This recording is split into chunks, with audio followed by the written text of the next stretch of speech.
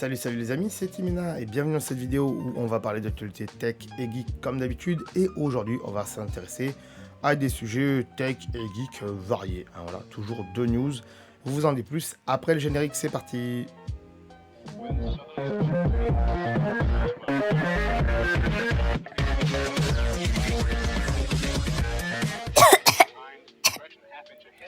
Donc, de quoi on va parler aujourd'hui? Eh bien, on va parler de deux choses. On va parler déjà de Google Photos. Oh là là, mais qu'est-ce qui se passe avec Google Photos? Google Photos, eh bien, ça va être la fin du stockage illimité et gratuit à partir du mois de juin 2021. Alors, j'en ferai une vidéo dédiée, je pense, sur la chaîne, qui parlera plus en détail de tout ça, puisque dans mes vidéos, souvent, j'ai beaucoup parlé de Google Photos. Donc, il me paraît intéressant de faire une vidéo spécialement dessus. Surtout que il va falloir que je mette un truc dans les commentaires et dans le descriptif pour dire que Google Photos, la version gratuite, ça s'est arrêté. Alors pourquoi ça s'arrête? Vite fait, j'ai reçu un mail, tout le monde a reçu un mail, tous ceux qui avaient Google Photos ont reçu des mails. Normalement, si vous avez Google Photos, vous avez reçu un mail qui nous dit que ça fait 5 ans que le service existe et que chaque semaine, ils ont des millions, des milliards de photos qui sont téléchargées sur leur serveur et que ça commence à faire beaucoup de place et que du coup, ils veulent plus trop, voilà, ils ont assez accumulé de photos en fait pour faire du machine learning et pour pouvoir travailler sur les photos et la reconnaissance de photos, d'objets et tout ça. Donc, grosso modo, ça les intéresse plus que ce soit gratuit pour vous, puisqu'ils perdent de l'argent, entre guillemets, puisqu'ils doivent acheter des serveurs et en contrepartie, vous les payez pas. Voilà, donc ils dépensent de l'argent pour rien. Donc, du coup, vu qu'il y a trop de photos qui sont mises sur la plateforme, ça va être arrêté. Alors, ne perdez pas espoir et au scandale en disant ils vont supprimer toutes mes photos. Non, toutes les photos qui seront mises sur Google Photos avant le mois de juin 2021 seront conservées dans Google Photos. Mais à partir du mois de juin, toutes les photos qui seront mises dans Google Photos seront décomptées des 15 Go gratuits de votre stockage Google Drive, Google One ou je sais plus quoi là. Voilà, ça sera décompté. Donc ça risque de vite se remplir, sachez-le. Ils ont fait une page soi-disant pour dire que combien ça vous prendra de temps pour remplir les 15 Go.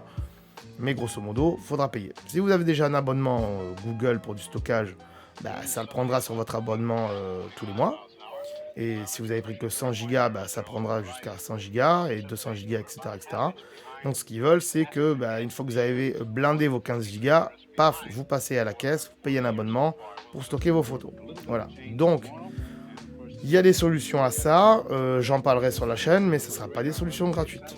Voilà. Mais moi, personnellement, et je pense pour beaucoup, c'est une mauvaise nouvelle, puisque c'est fini, on ne peut plus sauvegarder ces photos en gratuit.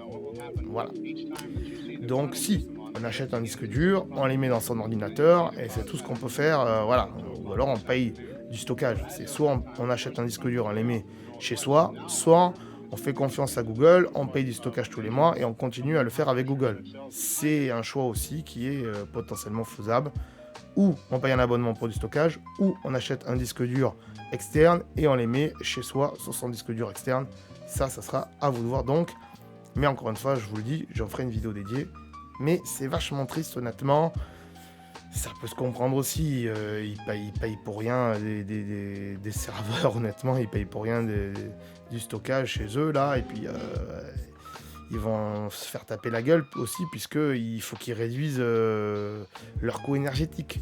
Donc, voilà, c'est assez compliqué. Sujet suivant, avec une transition tout de suite. Sujet suivant, il s'agit de... C'est pas ça, je sais pas, il est où? Non plus. Il est là. Voilà, c'est très bien. Donc, sujet suivant, c'est Spotify qui va fonctionner maintenant sur les Apple Watch directement. C'est-à-dire, si vous avez une Apple Watch 4G, si vous avez une Apple Watch cellulaire, vous pourrez lire Spotify sans avoir votre téléphone à côté. Voilà, donc si vous partez faire du sport qu'avec votre Apple Watch et que vous avez de la 4G dedans, eh bien dans ce cas-là, vous pourrez écouter Spotify avec vos petits écouteurs, comme c'est déjà le cas avec Apple Music, ça y est, Spotify, ils s'y sont mis. C'est très bien, mais par contre, c'est pas bien pour ceux qui n'ont pas d'Apple Watch 4G. Moi, j'ai plus de 4G dans mon Apple Watch, j'ai fait le choix d'arrêter de prendre une Apple Watch 4G, je l'avais fait pour le modèle 3, mais pour le modèle 6, je ne l'ai pas fait. Pourquoi ? Parce que c'est rare que je sorte sans mon téléphone. C'est très très rare. Et surtout que ça me faisait dépenser 5 € de forfait en plus tous les mois pour rien du tout. Donc voilà. Mais c'est vrai que ça peut être intéressant pour des gens qui vont courir par exemple, ou des gens qui vont à la piscine aussi. Alors à mon avis, vous n'allez pas mettre des écouteurs dans l'eau à la piscine. Mais voilà, c'est pour la 4G, hein, je dis ça. Voilà, donc c'est cool. Et par contre, il faudra tester de voir si, j'ai pas testé encore, parce que je peux le faire, mais si le son sort sur l'Apple Watch, si vous n'avez pas d'écouteurs. Il y a des possibilités. Ça doit être possible. Voilà, ce sera pas un son hyper satisfaisant, on est d'accord, parce que le son de l'Apple Watch, il est ridicule, mais ça peut être intéressant de mettre du son que sur l'Apple Watch pour s'ambiancer, hein. Pourquoi pas. En même temps, si on a un iPhone dans la poche, ça sert pas à grand chose. Mais bon. C'est intéressant aussi pour pas mal de gens qui auront qu'une Apple Watch.